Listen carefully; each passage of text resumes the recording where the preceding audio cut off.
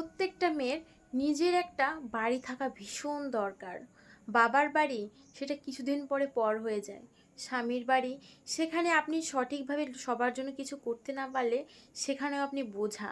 প্রত্যেকটা মেয়ের একটা নিজস্ব বাড়ি এই জন্যই দরকার যাতে তার কখনো মাথা গোঁজার জন্য অন্যের প্রতি নির্ভর হতে না হয়। যাতে কোনো কেউ কখনো এসে বলতে না পারে যে বাড়ি থেকে বেরিয়ে যা।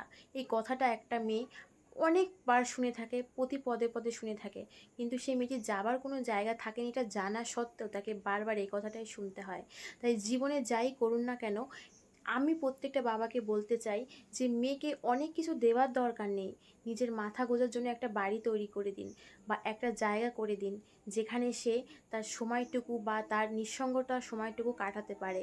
প্রত্যেকটা মেয়ের জীবনে প্রতিষ্ঠিত হয়ে প্রথমেই নিজের একটা বাড়ি তৈরি করো, কারণ দেখবে সেই বাড়িতে তোমাকে বাড়ি থেকে বেরিয়ে যাবার মতো কোনো মানুষ থাকবে না।